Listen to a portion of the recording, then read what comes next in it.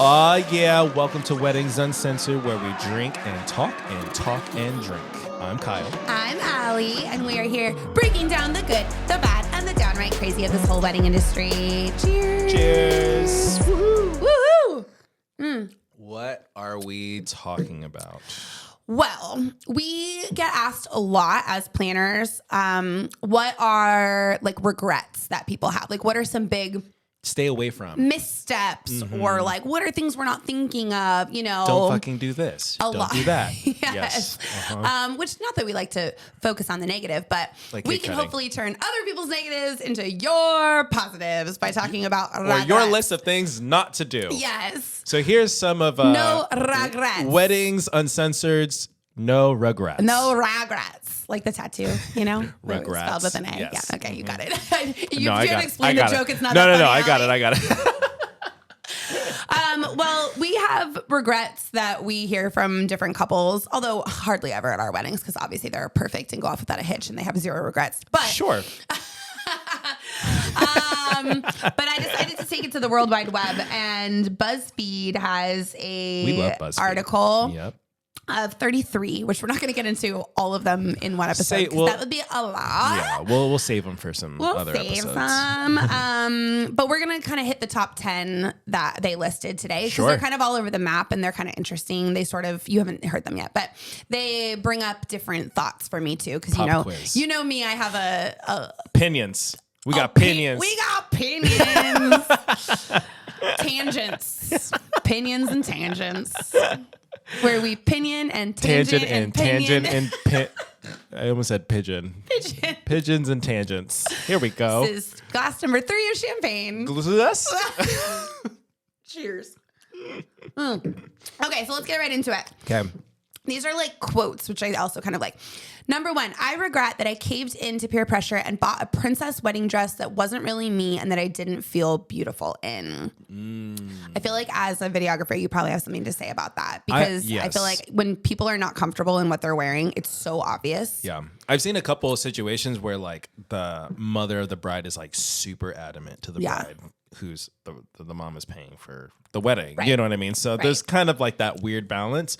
But what she did do is she bought the dress that the mom wanted, wore it for the ceremony. Immediately after the ceremony, changed it to the dress she really felt comfortable with. So that's always an option. But I would say just lean in on what do you want to do and just do that. If you want to wear Converse all day or slip on white Vans all day, fucking do it. Yeah. If you want to wear stilettos and have the princess dress, fucking do it. Yeah. You know, so, just do and what you that's want. the case for all the things. Yeah, right? all the things. Like, don't keep to peer pressure on any of the things that you feel like you should do. But I do think feeling comfortable on the day, like, really keep in mind that it is a long day. Mm-hmm. You're moving around, you're standing, you're dancing, you're sitting, you're eating, you're drinking, you're walking. More than an average day. Your steps are getting You're hugging and like you're crying your hair, and you're probably sweating and it's windy and like all these different things. Or you want it to be windy when you are sweating. Yes, exactly. 100%. So there's so much that goes into that. Yeah. And like, I think having this picture perfect dress is awesome, but if you're uncomfortable, it literally means nothing. I mean, like more often than not, I have brides that are like, get me out of this fucking dress by the end of the night. Yep. A party dress or a reception dress or, a change is definitely a great idea. Mm-hmm. But it's also like not super reasonable for a lot of people with their budgets. True. If you're spending $1 zillion on this wedding dress, you're going to be like, I'm going to change out of it in an hour. Yeah. No, like that's stupid too. So if it's uncomfortable and you have to buy it, then I would say make the budget go lower, like split the dress budgets in half. You know what I mean? Yeah. And a party dress is fun. Super fun. Definitely a lot trend. Easier to move around too. Yes. Like I know for sure the brides are always jumping a lot more when they've changed out of the dress. Jumping. Literally jump during the like reception, like they're jumping around. Yes, 100%. Yeah. So if they change into the dress, then I definitely see them jumping around, music. Find you a dress you can jump for joy in, babes. For real. I like that. That's a good one. Okay. Yeah. I mean, I wasn't trying to come up with a thing, but it worked out. Hashtag jump for joy. Jump for joy. Hashtag pinions. Yeah. Pigeons. Pigeons and pinions. Yes, that's definitely a good one. You want to feel your best. Yes. And not just for brides, but grooms as well. Like, find something that you feel awesome in. Yeah. Like, find something that... Don't get the suit that when you sit down, your junk is like squeezed. That's like a trend, though. No. Can we talk about this for a second? Sure, go for it. Men. Where's my camera? Men. Right there. It's folded down. Usually I can see myself when I look at the camera for dramatic effect. I love it. I love staring at my own eyes. What is with the really, really tight pants? And they're short so that you can like see their whole ankles. And then there's no sock. So it's like a bare ankle situation. I think it's not my favorite. Well, okay. So usually when we sit down, usually the pants will go up for anyway. Sure. Yeah. Now, if you don't have like socks that you are excited about, I'd rather wear low cut, no show socks. Really? And you have your bare ankle? Yeah. I mean, that's what I'm wearing right now. I got my well, my you Vans. Don't have shoes my on. Van, for right now, but I wear these all the time. We're casually recording a podcast. It's not your wedding day. This is what I wear on a wedding day. It's not your wedding day. I would still be wearing this on a wedding day. Maybe with a jacket. But no, so like if you don't have socks that you're like stoked on, then I'd rather wear no show socks. Now at that point, sure, I guess like maybe grooms are just getting bad pants. I don't really know. I think it's just a trend. Publicrec.com, they have great pants. They're very stretchy, very flexible. This is not sponsored, although it should be sponsored. Non-spawn. I think Friar Tuck's also has like the new like 3-way stretch ones as well. Yeah. So like I would just get the stretchy ones. They're just so much more I'm just playing fashion police. I just don't like to see your weird bare ankles, guys. I don't like seeing balls like pushed up against your pants either. I like seeing the balls pushed against the fuck up. I want more balls and less ankles. I'm on the record for saying that. So tighter up top, longer down low. Yeah. All right. Regret number 1 taken care of. Okay. This person says, I wish I hadn't done the don't see the bride before the wedding thing. I needed my husband for comfort for the day and I didn't get it. So basically she's saying she wished she had done a first look. She wished she had done a first look. So she had not followed the tradition of don't see each other before the wedding, which if you listen to literally any of our episodes, we preach on why you should do a first look. First look. Just do it. A million times. But usually that's coming from our planner photographer brains, which is like logistically it's easier and you will get better photos, you will get more photos, like all these reasons. But I do think a really good reason is that, you know, she said she wanted her husband for the comfort of the day. Like there is something really nice about being able to just like hang out with your partner and have that time together. Them. You know what I mean? Like you think just being able to see them in a big group setting just provides some kind of comfort. Yeah. I do think too, another reason why I will always ask for a first look if it's okay is wouldn't it just feel better to spend more time with the person that you're about to marry on the day of your wedding? Most ceremonies are anywhere between 3 and 4:30. Yeah. The day is almost done. Yeah. Like people start eating dinner 30 minutes later than when the first time that you see them. Yeah. So I'm like, wouldn't you want to spend more time with them on the wedding day? Yeah. Like, why not have a first look? Yeah. Why not hang out with your person? Unless your ceremony is at 10 o'clock in the morning, then sure, you don't need a first look. Because you're going to see them for the rest of the day. And I respect the tradition if it means something to you and you really want to have that moment. And I've seen people do it and love it and feel totally fine about it. But I will say overall, when I talk to couples about regrets after, way more often than not, they regret not doing a first look versus doing a first look. I've never had a single couple say, oh, I wish we hadn't done a first look. So keep that in mind. And if you don't like taking a bunch of photos for 45 minutes straight, have a first look because now that time is split up in half. Yeah. It does. It just takes the heat off of all of it. You get your photos done with each other. You get your bridal party photos done, and then you can do your immediate family. And then the only photos you have to do after the ceremony is with the extended family. Yeah, that's it. Yeah, you're not standing for 45 minutes in one spot and having everyone just come in and out and in and out. And for a lot of people, photos, like some people love photos, right? I would say a smaller percentage of people love photos. They want it that moment. They're stoked on all of that time. But I mean, more often than not, my couples are like not stoked about that. Yes. They don't feel comfortable in front of the camera. It's a little cringy. Family photos are stressful. Your wedding party's drunk. Like, there's so much. It's not that much fun. Yeah. And I think too, like, even if you do like photos, you're and all these family photos, you're not moving, you're not doing anything unique or special. Yeah. So like, even for the couples that I'd say even 10% of brides like the camera, even of those 10%, only 1% enjoy taking family photos because at that point in time, you're like, it's not fun. No, the family it's photos not fun. Part is not You're just trying to get that shit done with, you know? So yeah. So if we didn't convince you on the last 22 episodes, you should do a first look. Yeah. I think we're on 24. BuzzFeed number 2 says she wishes she'd done one. I was like, I don't know what episode number we're on. I don't know either, but there's at least 20 episodes where we talk about doing our first look. For real, 100%. 100%. Okay, number 3. I wish I would have eaten more.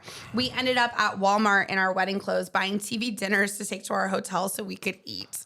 Okay, well, that's extreme, and I really hope that is not the case for a lot of people, but probably... I mean, I wouldn't go to Walmart to buy a TV dinner regardless. Is there not a fucking Pizza Hut? Is there not DoorDash? Is there not? Well, maybe in certain parts of the country, maybe we're being like Orange County spoiled princesses when we say that. Okay, but who went to a Walmart? You know, if DoorDash is not available, Walmart should not be available at this point. Well, I don't know. BuzzFeed regret giver number 3. I don't know. But I will say, eat. As a planner, I'm very like adamant the whole time about making sure my couples eat. Yes. Like I will play bouncer during dinner, so you at least will sit for like 7 minutes and stuff some food in your mouth. I'll ask you, have you been drinking water today? Yes. You know that. Drink water. I will bring you appetizers, whatever. So like make sure somebody is doing that. Yes. But yeah, you're gonna be hungry, and there's adrenaline, it's stress. Like there's people that are like, I can't eat. I'm too nervous. Yeah. That's normal too. You should pack like a little snack box for wedding days.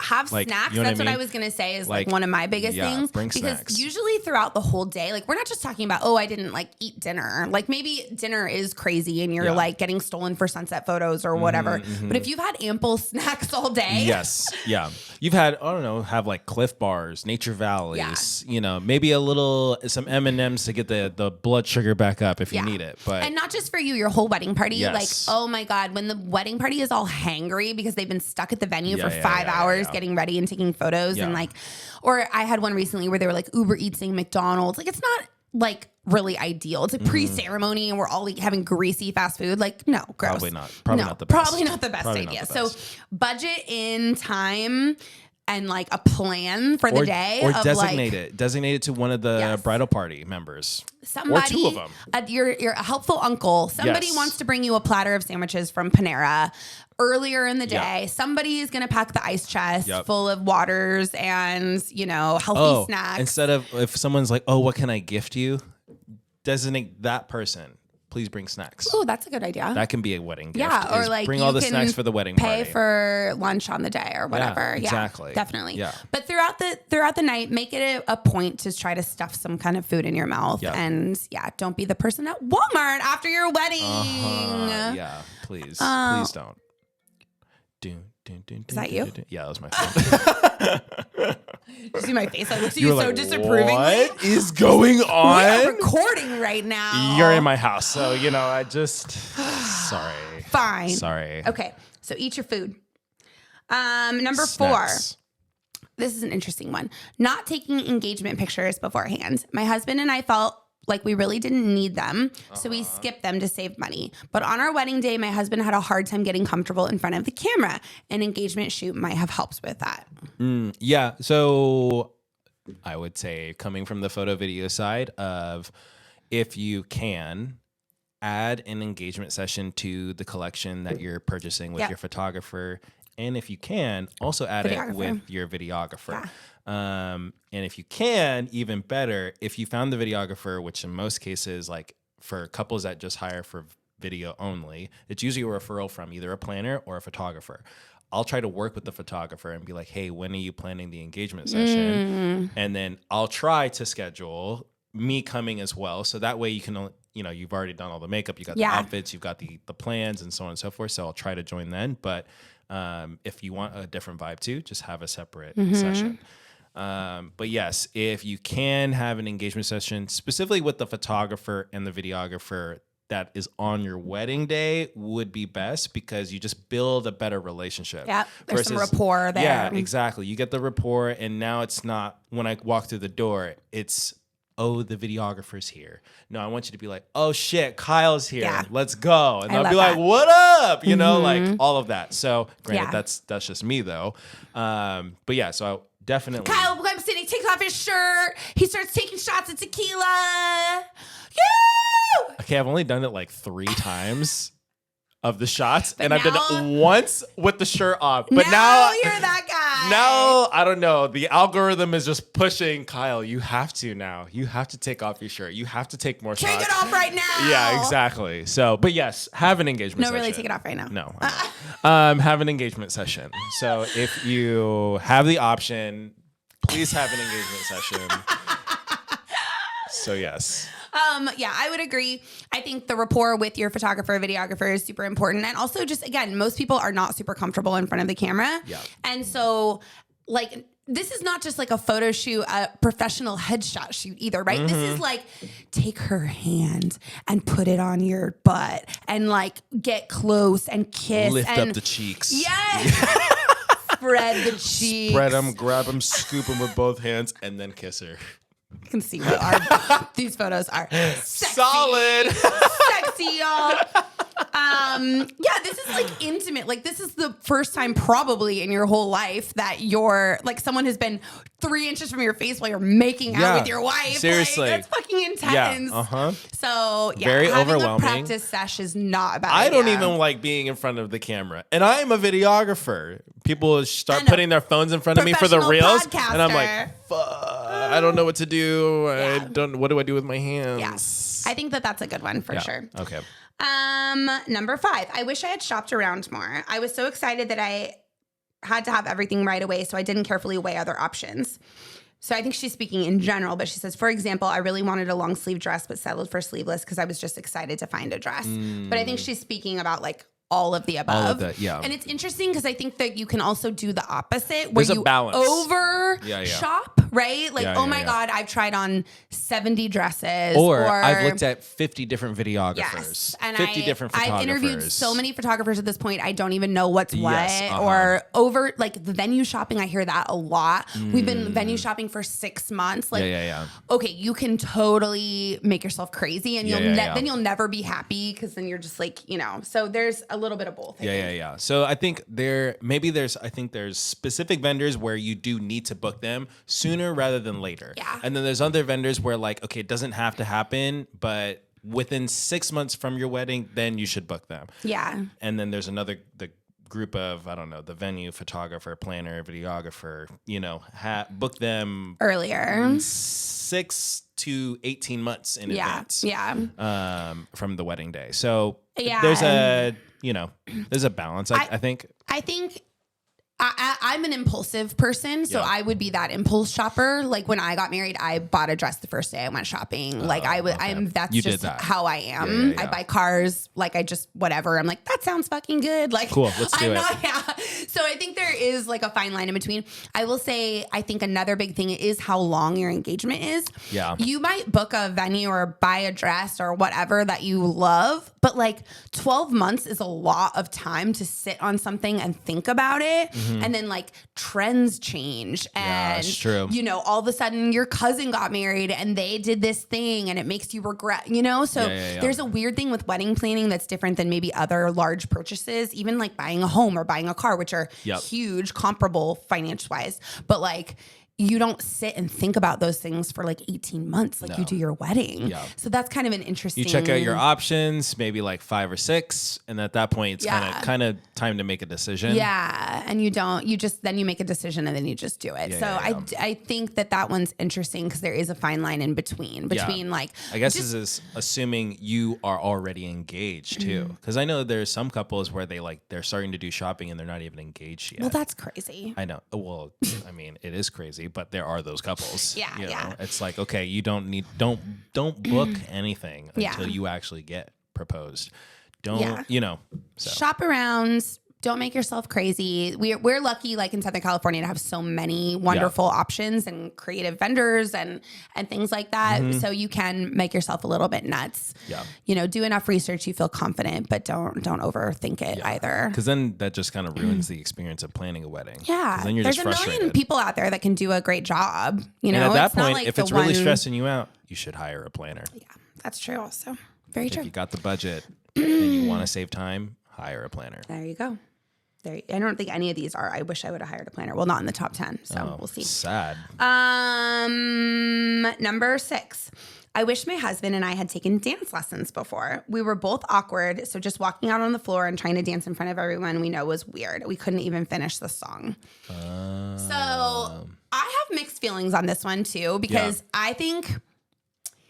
Well, let me say this. I think it's any tradition, whether it's your first dance, whether it's the bouquet toss, whether it's the cake cutting, whatever. If you lean in and do the thing, it's cute. Yep. Right? If you embrace the awkwardness, if you embrace it, it's fucking great. Embrace the awkwardness, the cheesiness, the tradition, the whatever.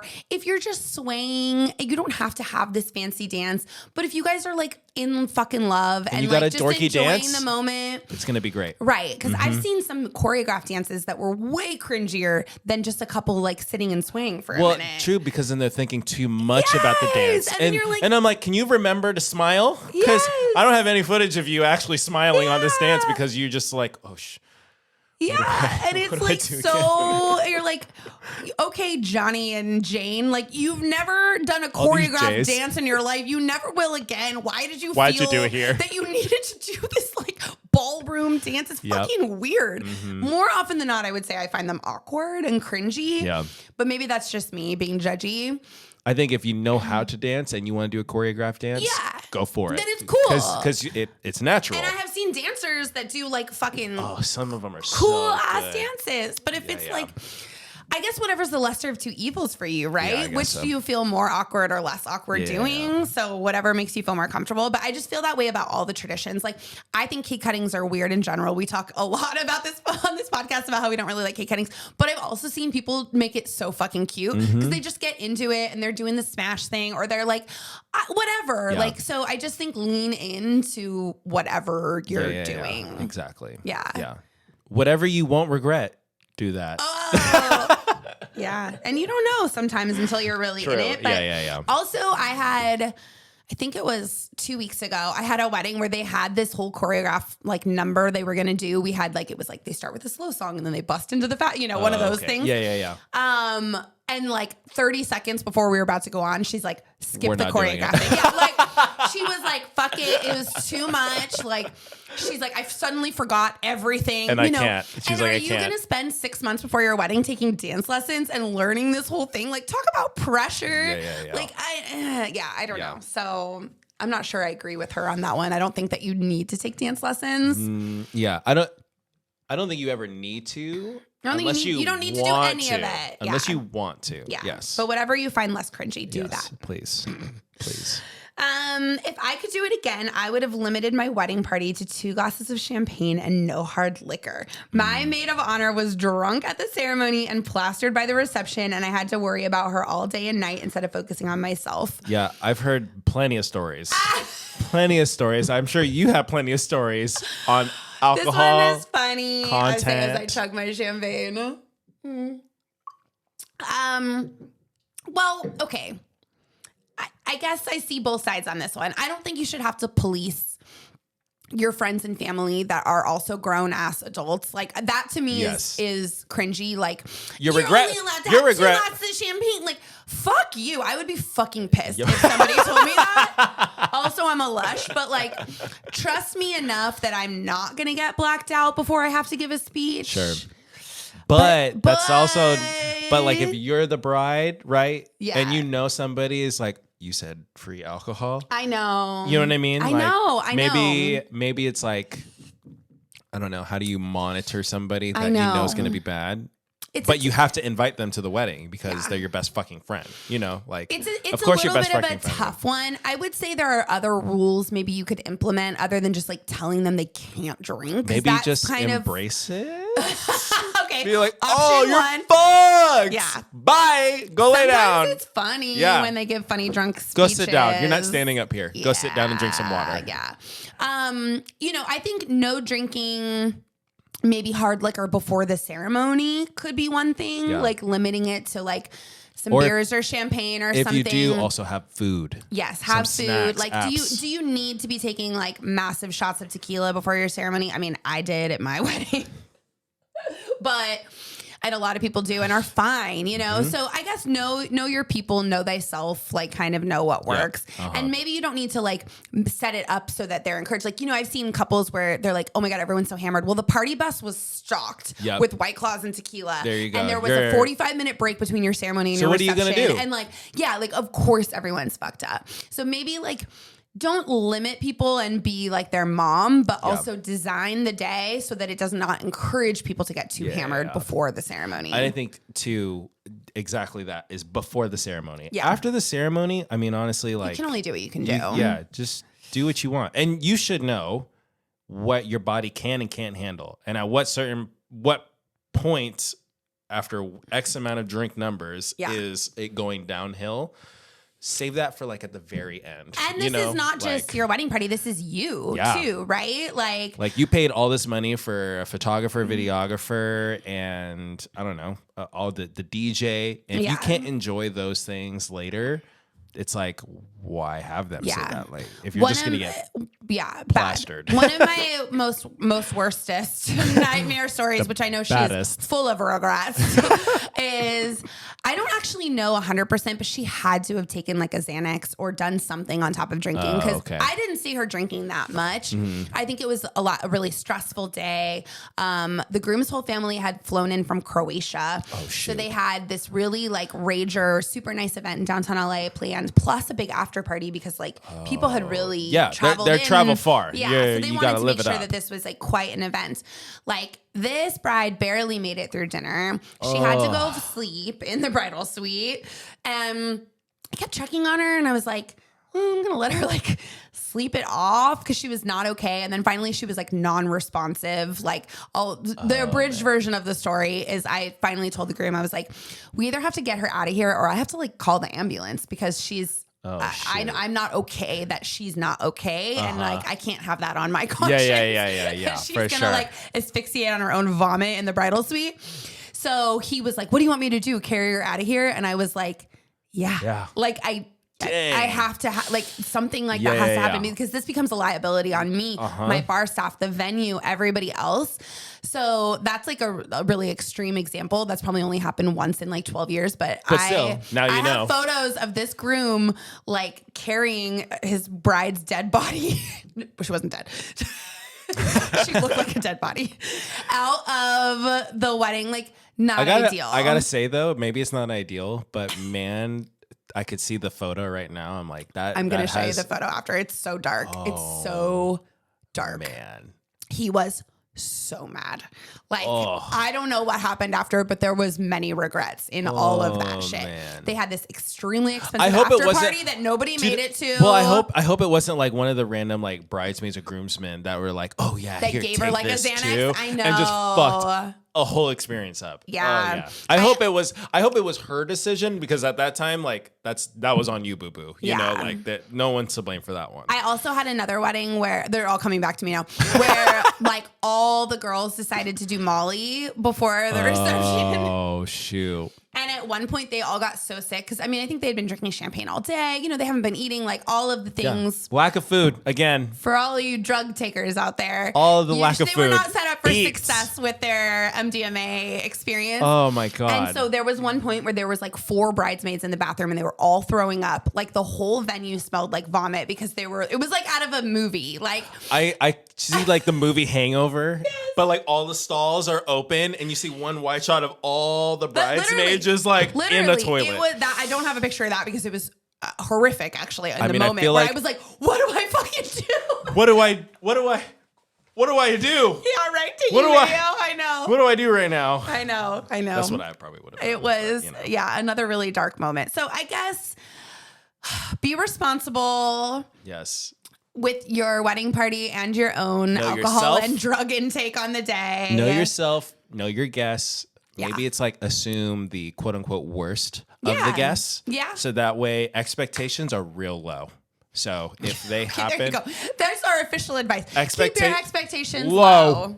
With everything. You hear that? Low. Oh, that's a funny one. Okay. Speaking of drinking, I'm like burping because we're Let's do drinking one more. champagne. Yeah, let's do one more. Okay, number 8. I regret not splurging for a second photographer. I wish we could have seen what the groom and company were doing while we were getting our hair and makeup done. Yeah. So, I mean, often, right, the main photographers with the bride, we're speaking about heteronormative couples and whatever, and the groom just like shows up with the groom's party at some point, and then we get into photos after that. So, I mean, I think a second shooter for photo, video, all of the above is like, have to. I really do. After so many years of seeing it, I mean, I know that probably even some photographers don't necessarily. I mean, I don't know what you think about that. I would say my lowest package right now only has me. Yeah. But that's the lowest one. So like you're on a real budget, but you really want to have me, then sure, it'll just be me. Yeah. And I'll always include like a la carte of like, if you have Adding the budget, please add it. It costs, I don't know, $60, $70 an hour. Yeah. I'm not making money off of that second videographer. Yeah. Like I'm not trying to upsell you basically. Yeah. But I would say like if you have the budget, it's worth it. Please just get it. Cause like at that point, like it's not really, but it's basically like insurance. If something happens to one person, guess what? You've got at least one person that's still able to cover everything. That they know their shit, they know the shots, they know the angles, they have the equipment. You don't have to ask questions on like, well, what now? Yeah. You don't have to like scrounge and look for somebody else last second. So it's basically like another insurance policy. It's a really good insurance policy. Yeah. And obviously your photographer and videographer cannot be in two places at once. So just can't, with unfortunately. The certain time, like the getting ready portion or certain times like that, like it is really nice to be able to divide and conquer. Yep. And like you're going to get those really cool angles and the, different shots. Like it's just physically impossible for one person to be able to get. So, and I think too, like you can always add it if you're just not sure or you just don't have the budget. But I would say if you can, just book the package that has the two videographers or agree. 2 photographers. It's just rarely start out with that. It's rarely that much more. And I think that I would concur as the planner that it's really nice to have that extra set of hands around, if nothing else. I'm even thinking like I would rather choose to have 2 videographers or 2 photographers for less time than have one person for more time. Like I would rather pay for 7 hours of coverage with 2 than 10 hours with 1. Yeah. So just from quality and variety of shots in specific moments, like how many photos do you actually want to see of you getting or of like the groom, right? Getting ready. Yeah. Maybe 25, maybe 30. You're not going to want to see 100 photos of him getting ready. I don't want to see 100 photos of me getting ready. That's just not a thing. Yeah. So I think just thinking of it that way as like, okay, less time, more people though. So yeah, I would agree. That's a good one. Cool. All right. Well, we got through 8 regrets. Yeah. We'll keep going through more regrets. This is episode, no, this could be like series of regrets. Series of regrets. Oh my God. Episode 1. What a this whole podcast is series now about of regrets. wedding regret. Oh my God. Not regrets. We got to stop drinking. No, we don't. It's fine. Cheers. All right, y'all. See you next Tuesday. Peace.